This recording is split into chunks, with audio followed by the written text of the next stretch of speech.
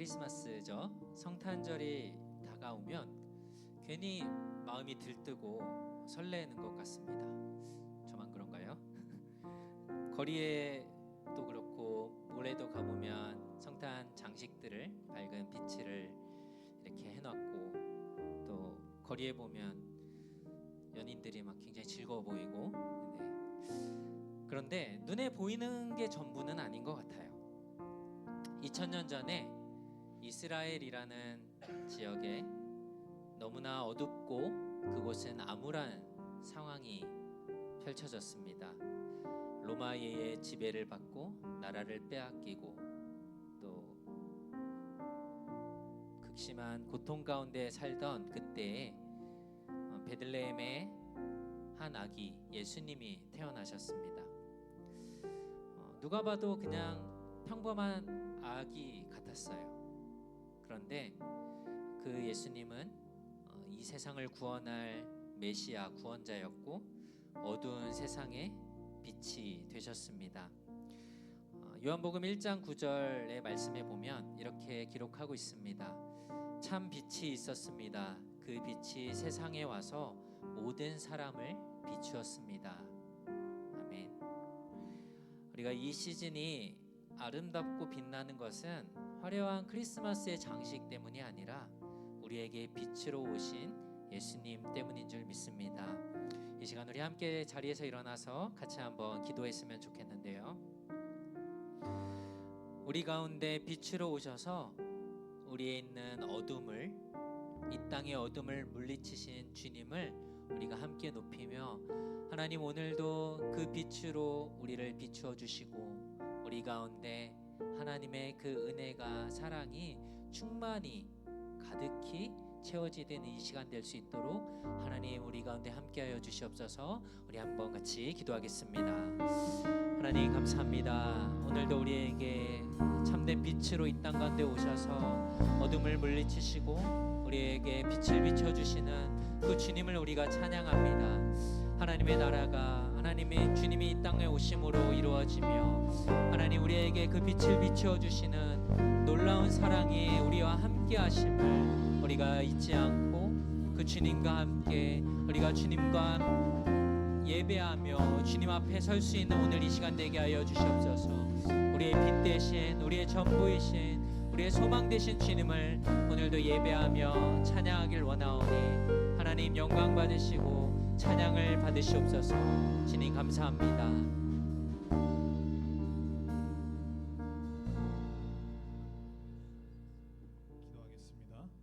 하나님 아버지, 오늘도 우리를 이 자리로 부르셔서 주님을 예배하게 하시니 참으로 감사합니다. 한 주 동안 세상 속에서 살아오며 마음이 흔들리고 신실함을 지키기 어려웠던 순간들도 정말 주님 앞에 있었음을 고백합니다. 바쁘고 지친 일상 속에서 주님보다 현실을 더 크게 보았던 날들도 있었고요. 그럼에도 불구하고 오늘 다시 주님 앞에 나올 수 있게 하신 주님의 크신 은혜에 저희가 감사를 드립니다. 우리가 완벽해서가 아니라 주님께서 우리를 끝까지 붙드셨기 때문에 이 자리에 서 있음을 믿습니다. 하나님, 오늘 말씀을 통해 다니엘의 삶처럼 특별한 순간이 아니라 반복되는 일상 속에서 주님을 향한 신실함을 배우게 하여 주시옵소서. 눈에 보이는 결과보다 주님과의 관계를 더 소중히 여기게 하시고 그것을 느끼고 알게 하여 주시옵소서. 조용히 그러나 꾸준히 주님을 붙드는 그 믿음을 저희가 가질 수 있도록 허락하여 주시고, 이 예배 가운데 주님이 계시고 주님이 역사하시며 섭리하시는 여정 가운데 분명히 저희가 있다라는 것을 믿게 하시고, 그리고 또 예배하심을 다시 한번 감사드리며 이 모든 말씀 주 예수 그리스도 이름으로 기도드리옵나이다. 아멘. 여러분, 어떻게 보면은 저희가 마지막으로 이번 한 해에 저희 청년부 예배가 되지 않을까 싶은데요. 혹시나 벌써 집에 가고 싶으신 분들이 있다라면은 조금만 저희와 함께 더 있어 주시면 감사할 것 같습니다. 여러분들 가시면 되게 외롭습니다. 우리 다 같이 새로운 찬양을 함께 고백해 볼 건데요. 안개 속이라는 찬양입니다. 안개 속에서도 정말 주님이 보이시고 주님께서 저희를 인도하신다라는 것을 우리가 믿으며 나갈 수 있었으면 좋겠습니다.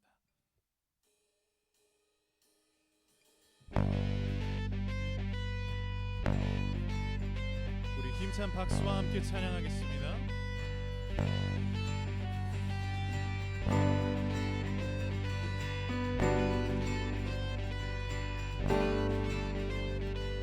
다 같이 찬양할까요? 안개 속에 갇혀 보이지 않을 때 주 말씀 의지하여 믿음으로 걷네. 저 멀리 보이는 주님의 약속을 난 믿네. 주님의 뜻을 뒤로 했던 모습에도 여전히 의의 길로 나를 부르시네. 돌아서지 않으리, 나 멈추지 않으리. 하나님의 약속은 이 땅 위에 이루어져.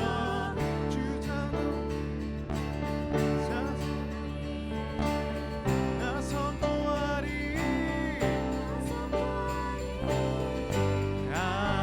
하나님의 나라가 이 길 위에 세워져. 주 나라 위에 나 살아가리.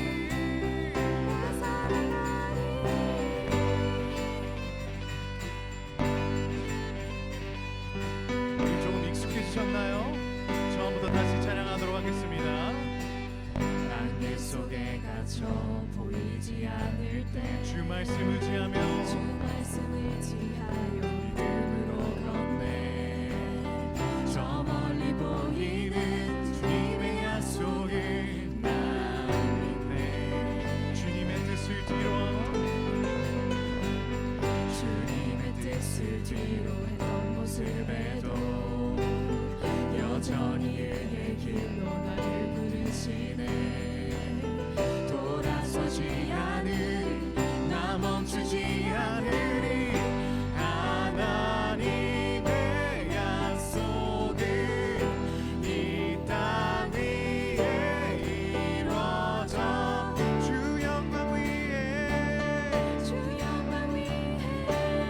나 선포하리. 하나님의 나라가 이 길 위에 세워져. 주 나라 위에 나 살아가리.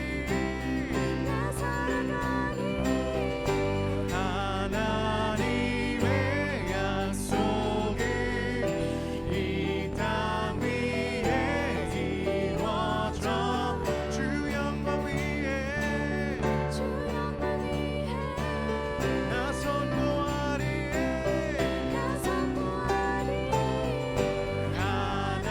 하나님의 나라가 이 길 위에 세워져. 주 나라 위에 나 살아가리.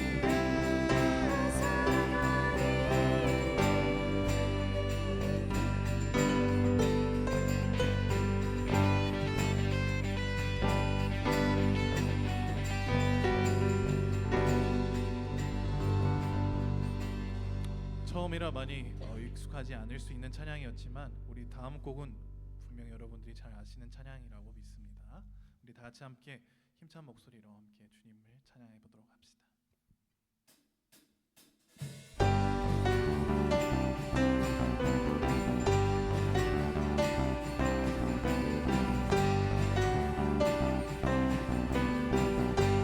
다 같이 찬양합시다. 주님의 임재 앞에서 권능의 날개 아래서 그의 능하신 행동을 인하여 찬양해.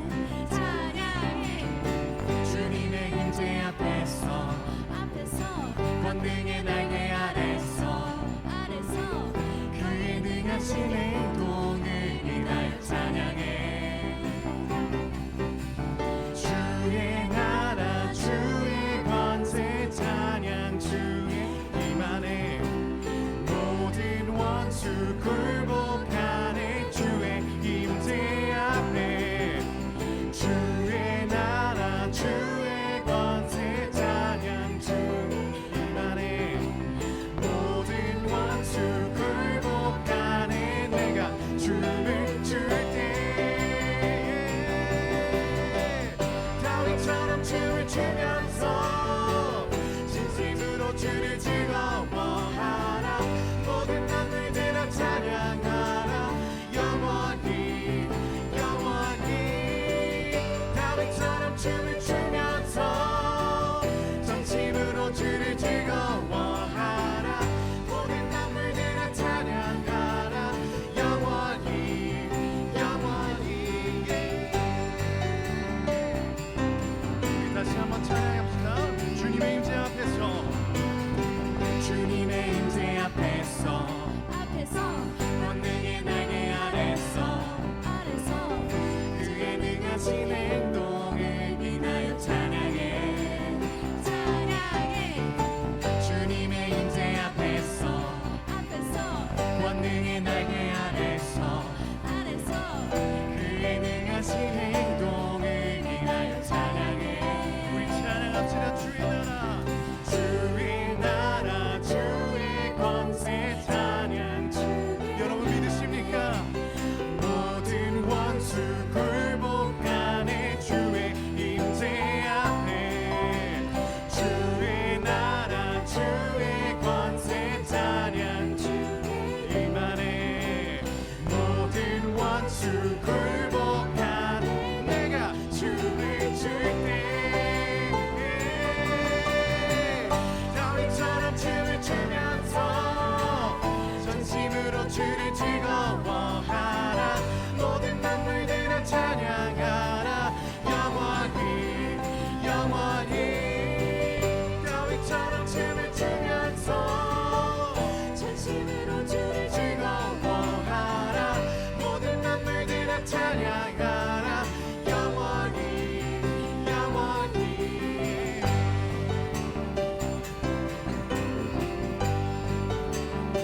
주의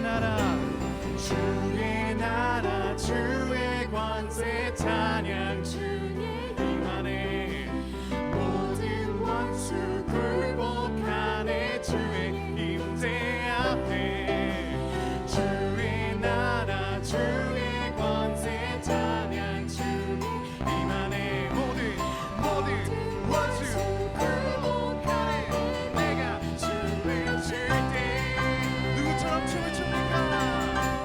다윗처럼 춤을 추면서 전심으로 주를 즐거워하라 모든 만물들아 찬양하라 영원히 영원히 다윗처럼 춤을 추면서 전심으로 주를 즐거워하라 모든 만물들아 찬양하라 영원히 영원히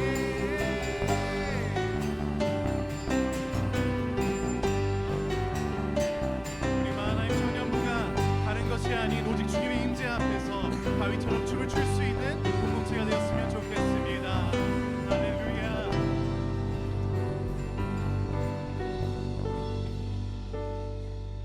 우리 이 자리 지금 이 시간은 이 자리에 모두 앉으셔서 이것이 영원한 삶 우리가 무엇 때문에 사는지를 이 시간 고백할 수 있는 순간이 되었으면 좋겠습니다.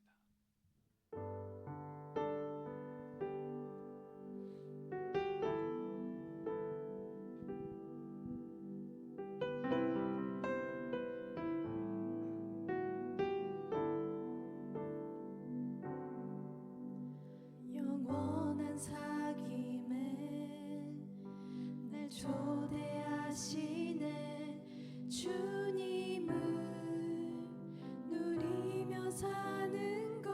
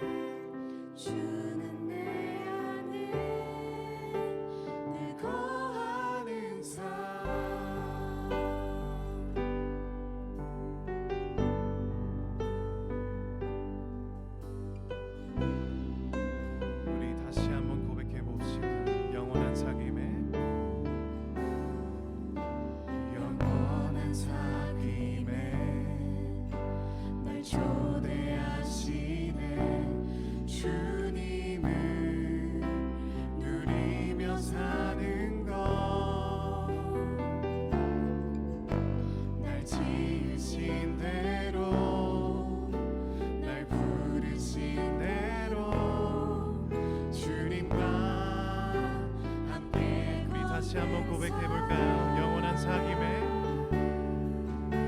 영원한 사귐에 날 초대하시네 주님을 누리며 사는 것 날 지으신 대로 날 부르신 대로 주님과 함께 이것이 진정 영원한 삶입니다. 이것이 영원한 삶 이것이 영원한 삶 참 하나님과 그 아들 아는 삶 이것이 영원한 삶 이것이 영원한 삶 내가 주 안에 주는 내 안에 이것이 영원한 삶 이것이 영원한 삶 참 하나님과 그 아들 아는 삶 이것이 영원한 삶 이것이 영원한 삶 내가 주 안에 주는 내 안 우리 목소리로만 찬양해 볼까요? 이것이 영원한 삶 이것이 영원한 삶 참 하나님과 그 아들 아는 삶 이것이 영원한 삶 이것이 영원한 삶 내가 주 안에 주는 내 안에 늘 거하는 삶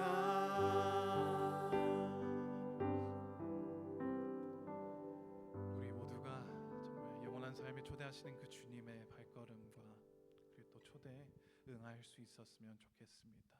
우리 다음 찬양은 저희 이번 설교와 같은 찬양인데요. 신실하신 그 주님을 변치 않는 그 주님을 우리가 생각해보며 떠올려보며 고백할 수 있었으면 좋겠습니다.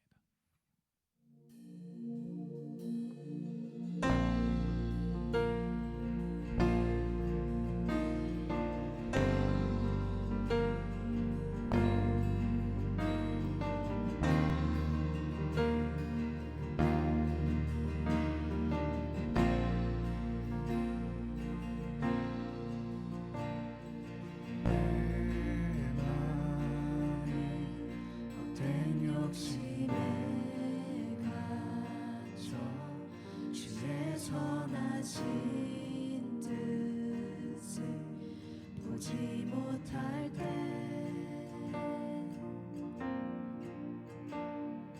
내 맘에 눈을 돌이키시고 주의 말씀으로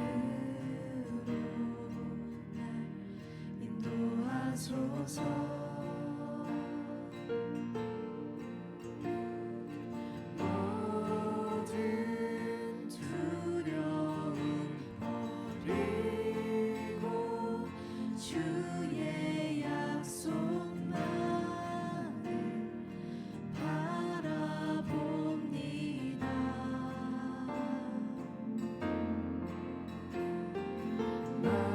나의 피난처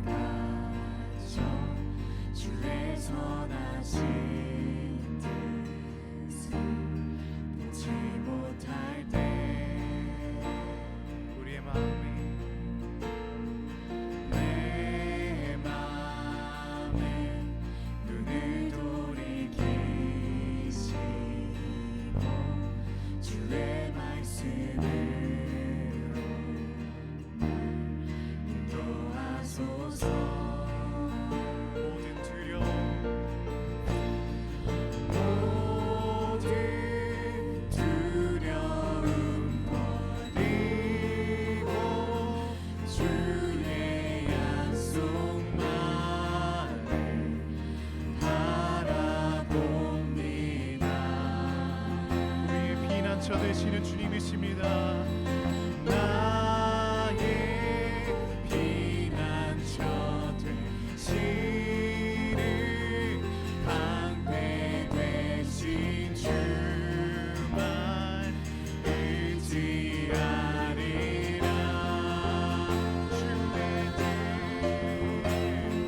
주의 뜻 하늘보다 높고 바다보다 깊고 신실하시네.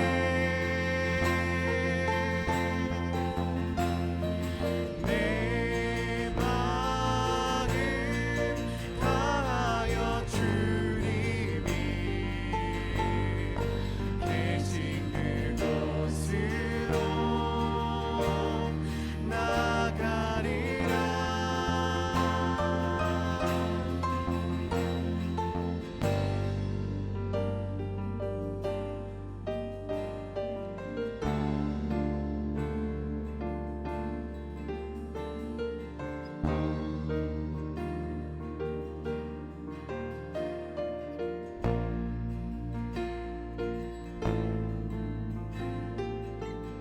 영원히 진실하신 주의 사랑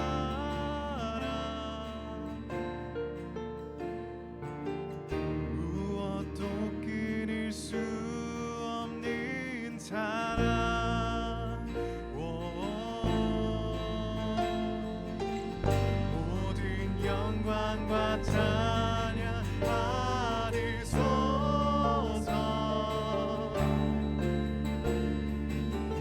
영원토록 주 이름 찬양해.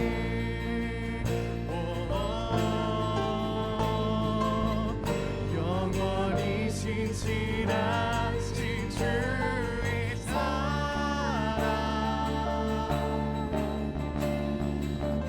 무엇도 끊을 수 없는 사랑. 모든 영광과 찬양 받으소서.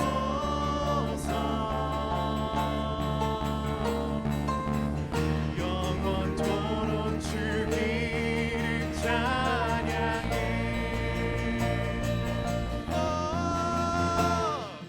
주의 뜻 하늘보다 높고 바다보다 깊고 신실하시네.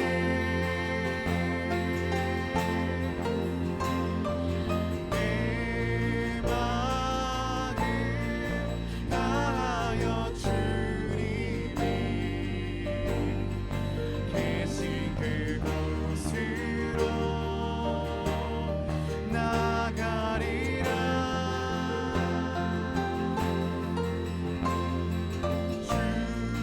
주의 뜻 하늘보다 높고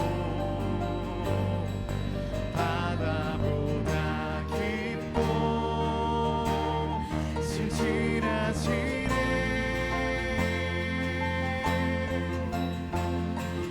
내 마음 다하여 주님이 계신 그곳으로 나가리라.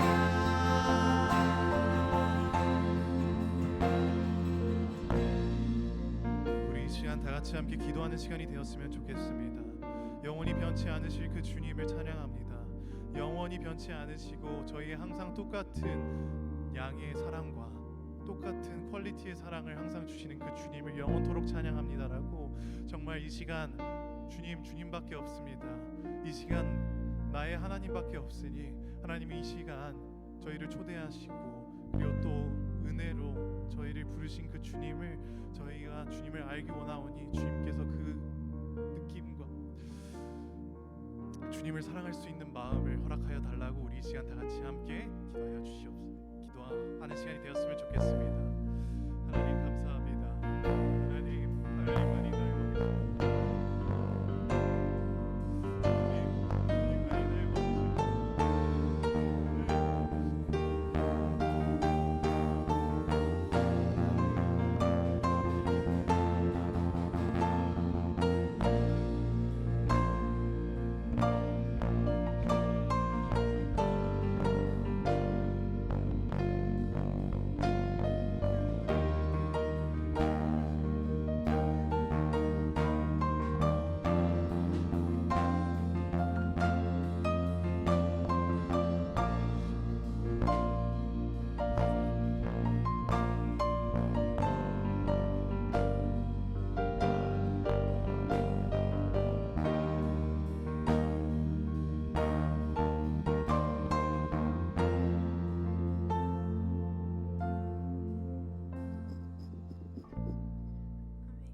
기도하겠습니다.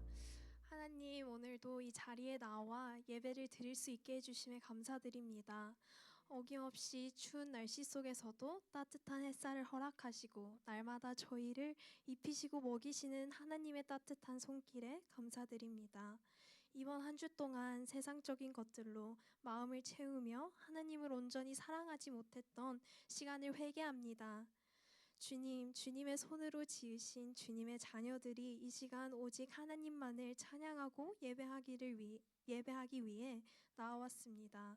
성령님께서 역사하셔서 저희의 모든 생각과 감정을 잠잠케 하시고 말씀을 들을 때 귀로 듣고 끝나는 것이 아니라 오늘 받은 말씀을 삶으로 살아낼 수 있는 예배자가 될 수 있게 해주세요.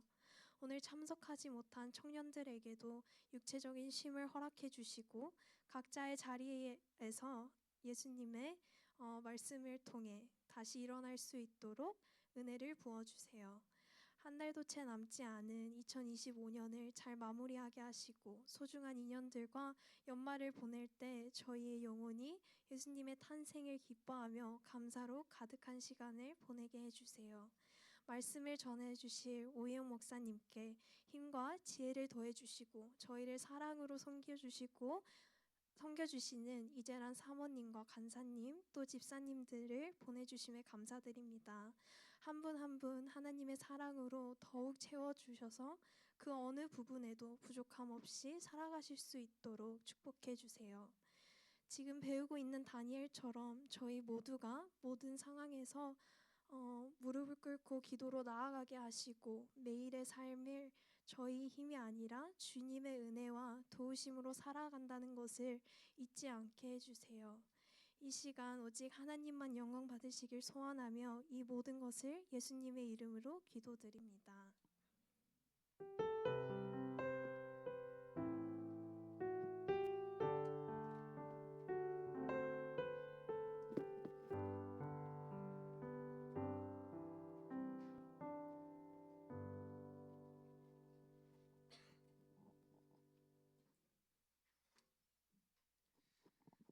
네, 오늘은 다니엘 6장 13절에서 24절까지 말씀을 우리 함께 교독하겠습니다.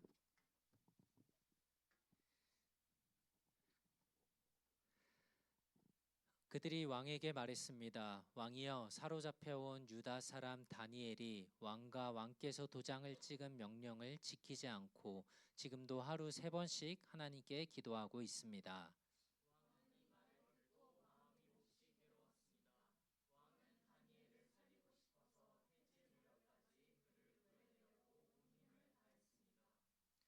사람들이 다시 왕에게 몰려와서 말했습니다. 왕이여, 메대와 페르시아 법에 따르면 왕께서 한번 내린 명령이나 법은 고칠 수 없다는 것을 기억하시기 바랍니다.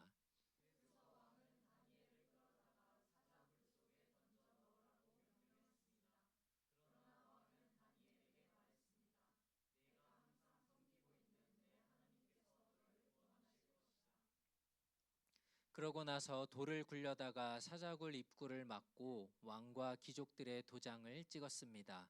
아무도 다니엘에게 내린 처벌을 바꾸지 못하게 하려는 것이었습니다.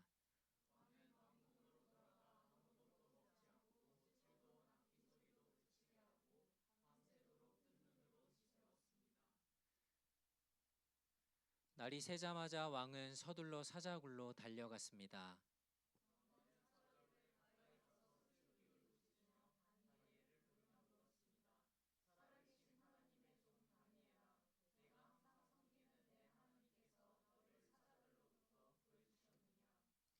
다니엘이 왕에게 말했습니다. 왕이여, 만수무강하소서.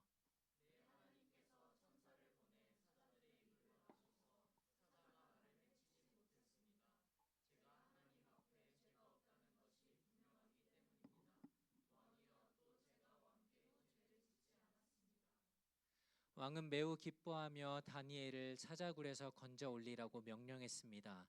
다니엘을 사자굴 속에서 꺼내 살펴보니 몸에 상처 하나 입지 않았습니다. 이것은 그가 자기 하나님을 믿었기 때문이었습니다. 왕은 다니엘을 고소했던 사람들을 끌어오라고 명령했습니다. 그들은 아내와 자식들과 함께 사자굴 속에 던져졌습니다. 그들이 사자굴 밑바닥에 닿기도 전에 사자들이 그 사람들을 움켜서 그 뼈까지 부숴버렸습니다. 아멘. 드라마에서 공부를 잘하고 인기가 많은 친구들을 이렇게 질투해가지고 노트를 막 공부한 노트를 뺏어서 막 찍고 이 옷에 막 껌을 붙이고 이렇게 괴롭히는 이런 장면들을 보게 됩니다. 요즘은 노트가 없으니까 태블릿을 이제 때려 부수겠죠. 네, 여러분도 공부를 잘하셔서 이런 경험 한 번씩 있으시죠? 시험은 다 잘 보신 것 같은데 왜? 네. 다니엘이 하나님이 주신 지혜로 이 포로로 끌려간 바벨론에서 그 나라에서 몇 손가락 안에 드는 굉장히 높은 자리에 올라가니까 그 나라에서 왕궁에 있던 높은 다른 사람들이, 그러니까 관리들이 이 다니엘을 질투했습니다. 느부갓네살 왕이 죽고 나서 그 아들 이름이 벨사살이라는 왕이었는데요. 그가 왕이 되었는데 이 벨사살 왕이 굉장히 좀 잘못된 행동들을 합니다. 예루살렘을 바벨론이 침략해서 그 성전 안에 있던, 예루살렘의 성전 안에 있던 하나님께 예배를 드릴 때 사용했던 그릇들이 있었어요. 그런데 이것들을 가지고 자기들 왕궁의 사람들과 파티를 하면서 여기다가 술을 담아서 마십니다. 그래서 결국 이 벨사살은 하나님의 저주를 받고 그는 죽게 되었는데, 이 벨사살 왕을 끝으로 바벨론 왕국이 우리가 흔히 말하는 페르시아, 메데 페르시아라고 하는 그 왕 연합군에 의해서 무너지지 않을 것 같은 이 바벨론이 멸망을 하게 돼요. 그래서 이 바벨론을 메데 사람 다리오가 다스리게 되었다라고 다니엘서 5장 마지막에 보면 기록을 하고 있습니다. 이 다리오 왕은 120개의 지방 도시로 나눠서 이 바벨론을 다스리면서 그 중에서 3명의 총리를 세워서 이 120개의 지방을 관리하도록 했습니다. 뭐 한 40개 이렇게 맡겨서 관리를 했겠죠. 그 3명의 총리 중에 한 명이 바로 다니엘이 되었어요. 바벨론에서 페르시아로 나라가 바뀌었습니다. 그리고 이제 이 벨사살 왕에서 다리오 왕으로 왕도 바뀌게 되었는데, 그러나 여전히 다니엘의 지혜가, 하나님이 주신 그 지혜가 뛰어나니까 새로운 왕도 이 다니엘을 중요한 자리에 그대로 두었던 거예요. 이때 다니엘의 나이를 계산을 해보면 80살 정도, 80대 중반 정도 되었다라고 해요. 그러니까 다리오 왕이 되어서 총리로 세웠을 때가 80세 정도 된 겁니다. 그러니까 사실 젊은 나이는 아닌 거죠. 다니엘이 얼마나 뛰어났는지 왕은 3명의 총리 중 1명으로 세운 것도 모자라서 온 나라를 다스리는 일을 이 다니엘에게 맡기려고 했어요. 그러니까 왕 다음으로 이 다니엘을 두려고 했던 거죠.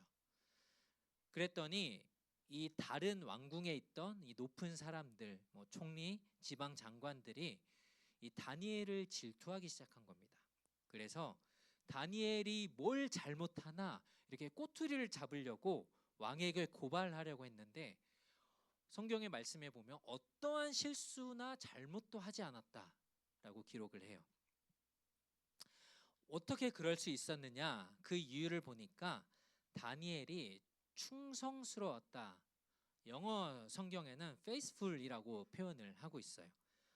6장 4절에 그러자 총리들과 지방 장관들은 나라 일에 있어서 다니엘의 잘못을 찾아 고발하려고 애를 썼습니다. 그러나 그들은 다니엘에게서 어떤 실수나 잘못을 찾아낼 수 없었습니다. 다니엘은 충성스러워서 아무런 실수나 아무런 잘못도 없었기 때문입니다라고 말씀을 합니다.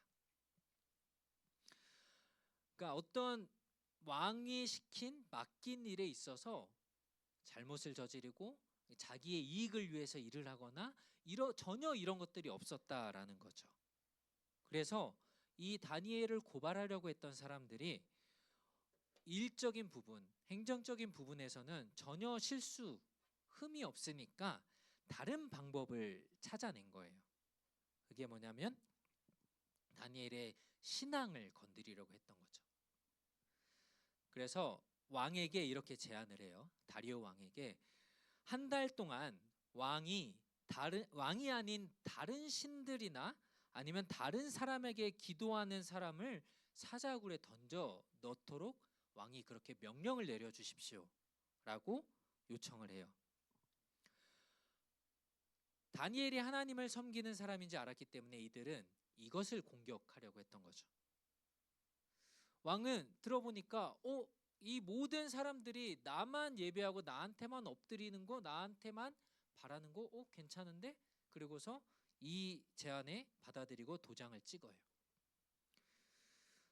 아마 다니엘이 총리였으니까 이 도장을 찍고 이 명령에 사인을 할 때 아마 같이 있었을 겁니다. 이것을 봤을 거예요. 다 알았을 거예요. 그런데 다니엘은 그 다음 어떻게 했을까요? 6장 10절 같이 읽어볼까요? 시작. 다니엘은 명령문에 왕의 도장이 찍힌 것을 알고 집으로 돌아갔습니다. 그리고 그날도 이전에 하던 대로 창문을 열어 둔 방에서 예루살렘을 향해 하루 3번씩 무릎을 꿇고 하나님께 기도드리며 감사를 올렸습니다. 아멘.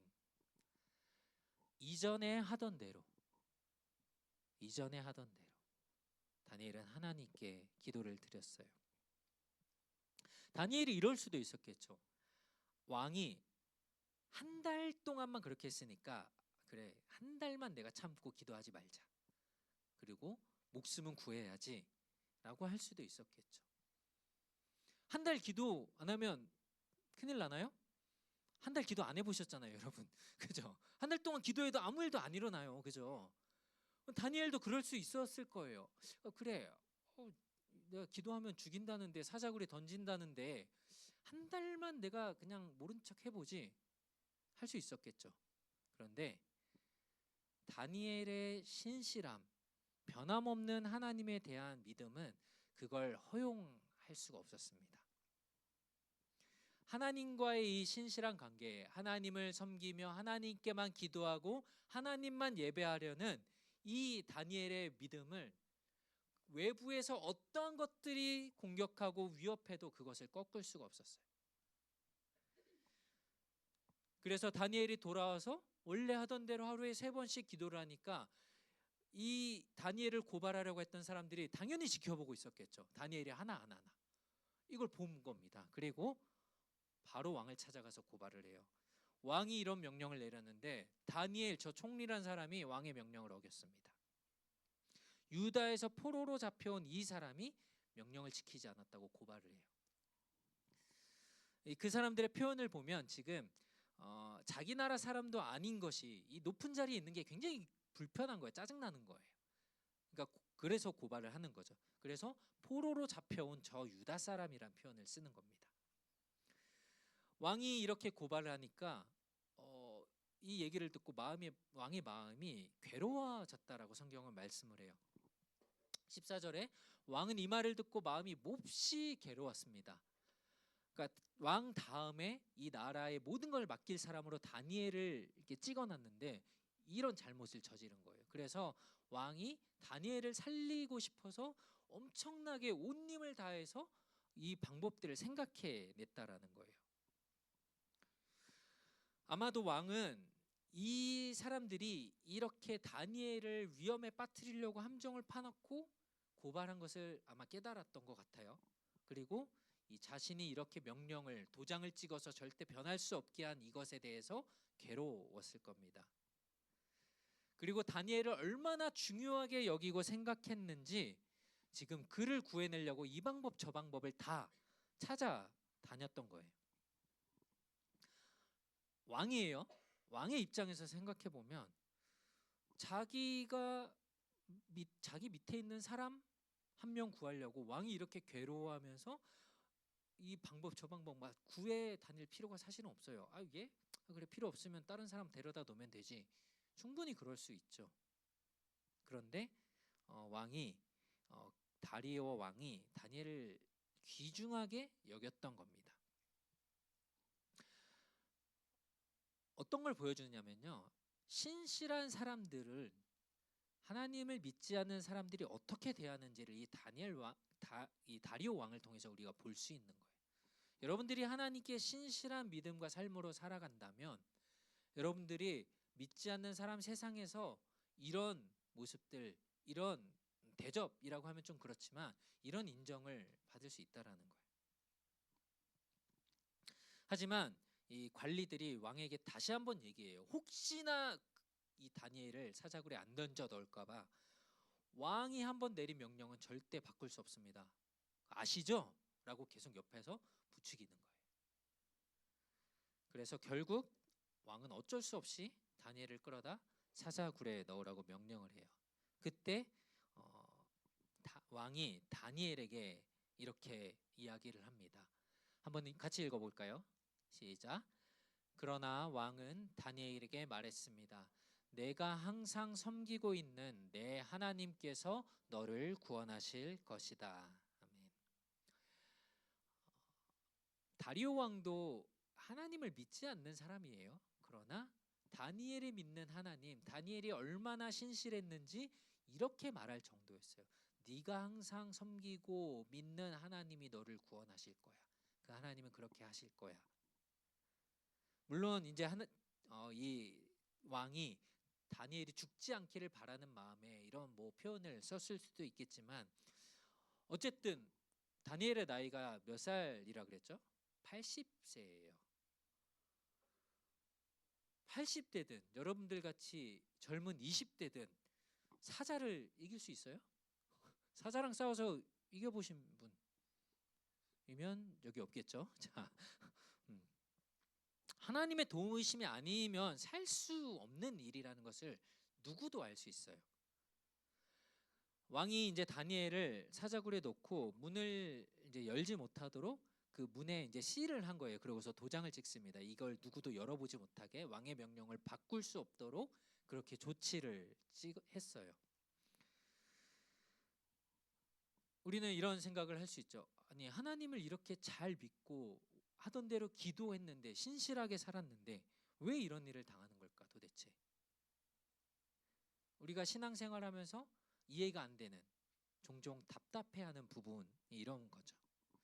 아니 이렇게 신실하게 살았으면 하나님을 잘 믿었으면 하나님의 말씀을 어기지 않았으면 이런 고난들 어려움들 막아주셔야 되는 거 아닌가요? 그렇게 생각하시죠?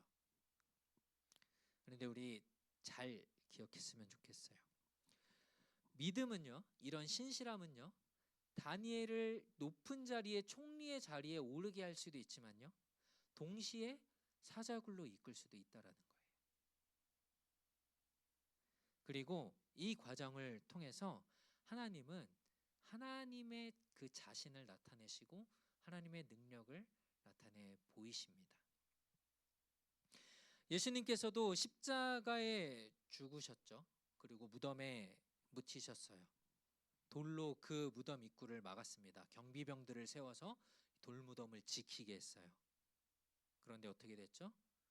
예수님은 살아나시고 그 돌이 입구를 막았던 돌이 옮겨졌고 부활이라는 놀라운 일들을 보게 되었어요. 예수님이 십자가에 안 죽고 거기서 갑자기 내려와서 자기를 죽이려고 했던 사람들 다 쓸어버렸으면 얼마나 통쾌하고 좋았겠어요. 그런데 죽으셨지만 부활이라는 놀라운 일들을 그래서 보여주실 수 있었고요. 하나님이 어떤 분이신지를 알려주셨죠.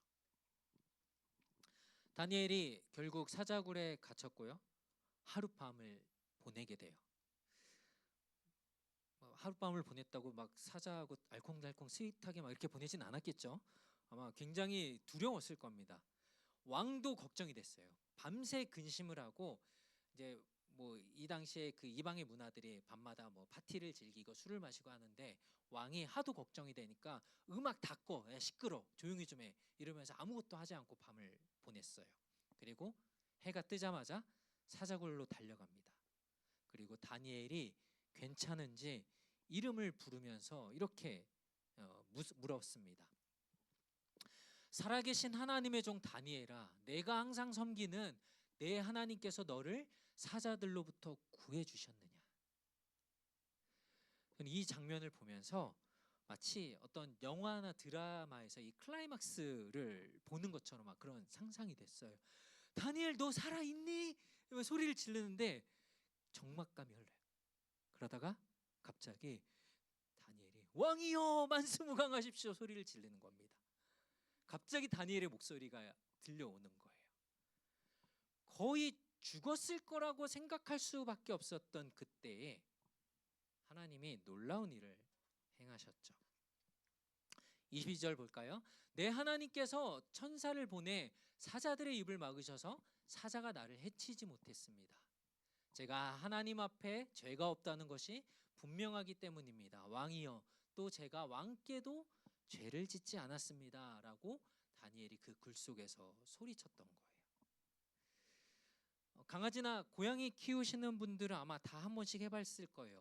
강아지가 이제 자라다가 얘가 좀 버릇이 없어가지고 물려고 달려들어요. 그러면 어디서 까불어 하면서 입을 이렇게 잡죠. 한 번씩 해보셨죠? 자, 그러면 이 걔가 고양이가 쫄아서 이제 꼬리를 내리고 이제 엎드리죠. 이 지금 장면이 하나님이 천사를 보내서 지금 사자들이 다니엘을 잡아먹으려고 하니까 사자들을 입을 잡았다고 생각해 보세요. 이게 글로 보니까 참 상상이 안 되죠. 아까 강아지 장면 생각해 보면서 천사가 사자가 덤벼드니까 야 너 어디서 까불어 다니엘 물으려고 입을 이렇게 잡은 거예요. 굉장히 좀 성경이지만 재밌죠. 익사이팅한 거예요. 일로 와, 야 너 다니엘 잡아먹으려고? 이런 상황인 거죠. 다니엘은 사자가 자신을 해치지 못한 것을 통해서 사자가 나를 해칠 수 없네?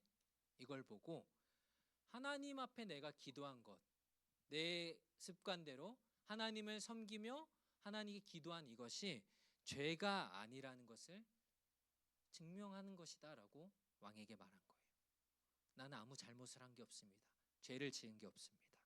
그리고 왕이 내린 명령, 왕이 아닌 다른 신에게, 다른 사람에게 기도하는 것, 내가 이것을 어긴 것도 아닙니다 라는 것을 증명했다라는 거예요.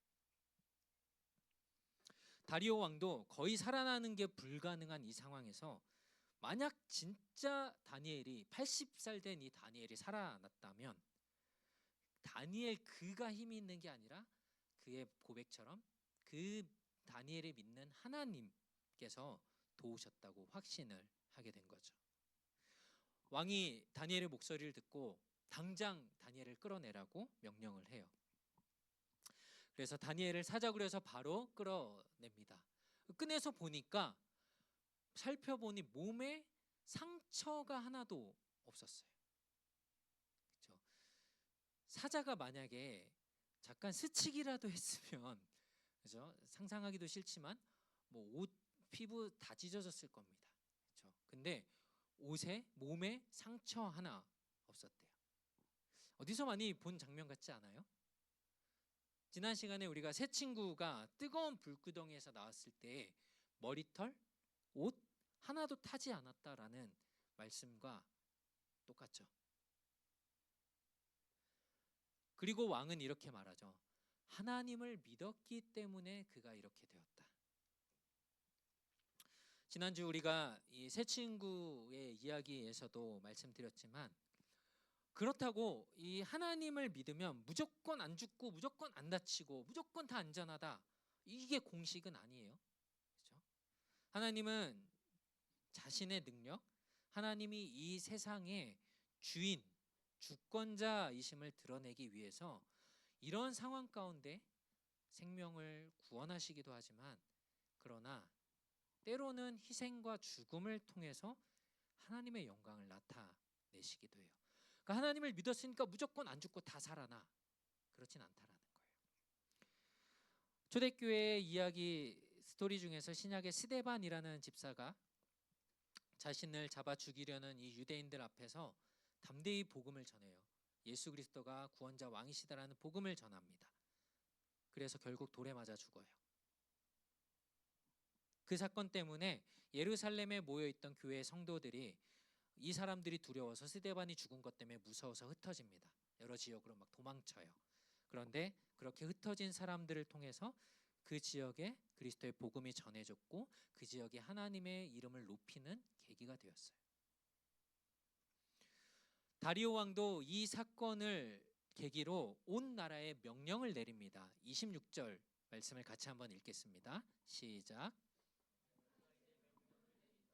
내 나라 모든 지역에 사는 모든 백성들은 다니엘의 하나님 앞에서 떨며 두려워해야 한다. 하나님은 살아계시고 영원히 변하지 않으시는 분이시기 때문이다.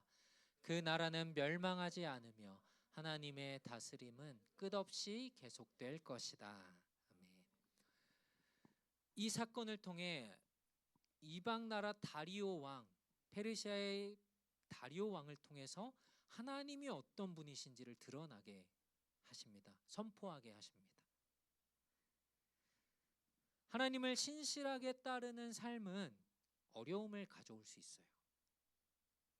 군대에 있을 때 제가 주일에 교회를 가겠다 그래서 욕을 한 달 동안 욕을 들었어요.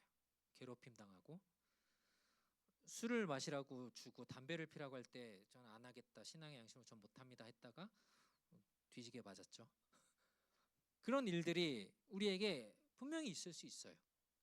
그런데 그것들이 하나님이 나를 믿어주시고 신실하게 사랑하셔서 구원받은 하나님의 자녀로 사는 것을 막을 수는 없어요. 어떠한 위협도, 심지어 때로는 이것이 죽음이라고 할지라도 하나님이 우리를 믿어주시는 그 믿음, 신실함, 그 사랑 때문에 우리가 하나님에 대한 이 신실함을 가지게 된다면 사자가 달려들든 총으로 칼로 우리를 위협하든 돈으로, 공부로, 직장으로 우리를 위협하든 우리는 하나님에 대한 신실함을 이어나갈 수 있는 거예요. 성경을 믿지 않는 사람들은 사자굴에 들어간 그 다니엘, 그 사자가 배가 불러서 그때는 다니엘을 그냥 놔준 거다, 뭐 이렇게 얘기하는 사람들도 있어요. 그런데 다리오 왕이 다니엘을 함정에 빠뜨리려고 했던 그 사람들을 오히려 이제 잡아서 사자굴에 대신 집어넣으려고 해요. 근데 이때 굴이 이제 땅으로 판 밑으로 이렇게 깊이 들어가는 굴이었어요. 그 사람들을 던져 넣자 그 사람들이 바닥에 떨어지기도 전에 사자가 그들을 잡아채서 뼈가 으스러져 죽었다라고 성경은 표현해요. 그러니까 말도 안 되는 그런 설명인 거죠. 배가 고파서 다니엘을 살려줬다. 시편 115편 11절은 이렇게 말씀합니다. 같이 읽겠습니다. 시작.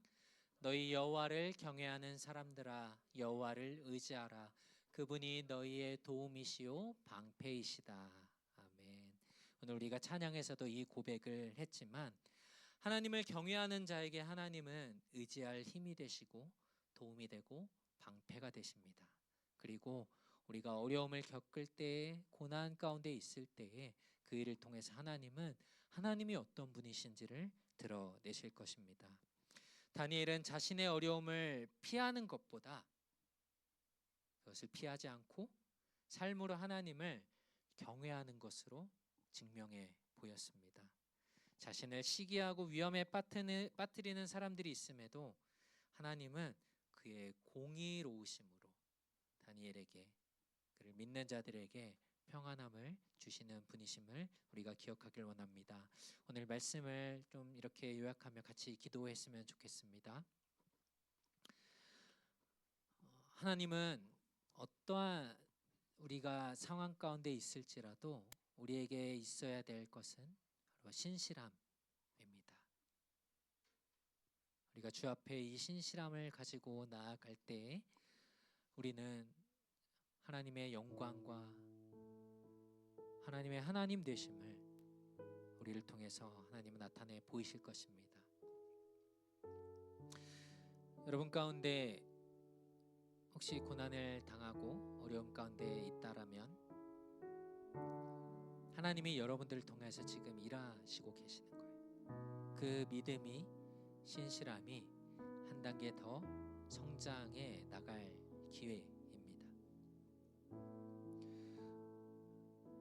우리에게 이런 신실함이 여전히 없다면 우리가 이 시간 하나님, 우리가 하나님이 어떤 분이신지 하나님이 어떤 일을 하실 수 있는 분이신지 우리가 말씀을 통하여서 기억하며 우리 안에 하나님에 대한 확신, 믿음이 자라갈 수 있길 원합니다. 그리고 하나님, 우리가 겪는 이 고난들, 어려움들을 통해서 하나님, 우리가 하나님에 대한 신실함을 포기하지 않을 때 하나님께서 나를 통해 그 영광을 드러내 주십시오. 우리 오늘 같이 이렇게 말씀을 기억하며 기도합시다. 하나님 감사합니다. 하나님께서 우리에게 이 신실함 가운데 다니엘이 보여준 이 믿음, 그는 어떠한 위험이 있음에도 하나님을 향해 기도하는 것들을 포기하지 않고 굴하지 않고 하나님 그 믿음을 보이며 나아갔음을 우리가 보게 됩니다. 사자굴에 빠져 죽임을 당할 그 위험에 있었지만 그러나 그것이 다니엘의 믿음을 꺾을 수는 없었습니다. 하나님, 우리에게도 이런 믿음이 있길 원합니다. 하나님이 어떤 분이신지를 알게 될 때, 하나님의 사랑을 깨닫게 될 때, 말씀으로 우리가 주님을 고백할 때 다리오 왕조차도 하나님을 이렇게 고백하는, 하나님, 우리가 믿는 하나님 어떤 분이십니까? 난 하나님을 어떤 분으로 알고 있습니까? 하나님 도와주셔서 나를 인도하여 주셔서 이 고난에서 하나님의 영광이 드러나게 하시고 하나님의 신실함이 우리 가운데 나타납니다. 하나님 도와주시옵소서. 하나님 감사합니다. 우리를 사랑하시는 하나님의 그 은혜를 우리가 잊지 않고 살아가게 하여 주시옵소서. 주님 감사합니다. 하나님, 내가 하나님을 어떠한 분으로 믿고 고백하며 신실한 가운데 살아가고 있는지 오늘 말씀을 통해 돌아보게 하시고, 혹시 우리 가운데 고난당하는 자들이 있다면 하나님 그 믿음을, 신실함을 더 세워갈 수 있는 좋은 기회로 여기게 하시고 우리를 통해 하나님의 영광이 나타나게 하여 주옵소서. 감사드리며 예수님의 이름으로 기도드립니다. 아멘. 우리 함께 일어서서 마지막 찬양 함께 부르겠습니다.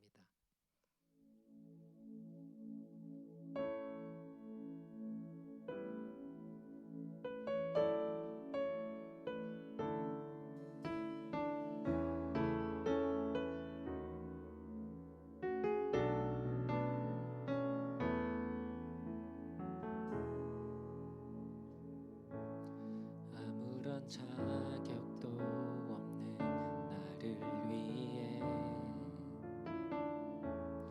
아무런 소망도 없는 나를 위해 사랑한다, 사랑한다, 사랑한다 말하시네. 이 낮은 날 위해 이제 나는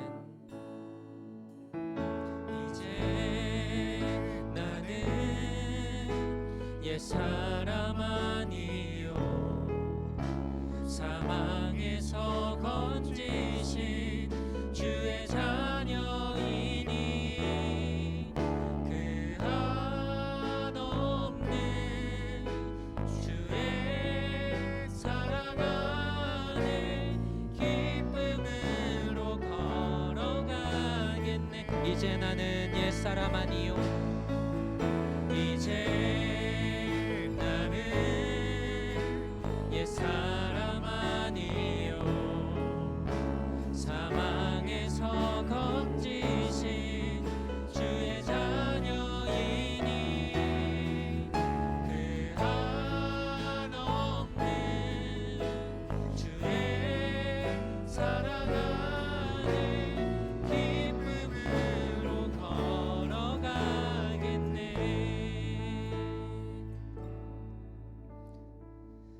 이제는 우리 주 예수 그리스도의 은혜와 하나님 아버지의 크신 사랑과 성령님의 충만케 하심이 날마다 믿음으로 신실함으로 주님과 함께 걸어가기로 다짐하고 결단하는 사랑하는 모든 마하나임 청년들 머리 위에 이제로부터 영원토록 항상 함께 있을지어다. 아멘.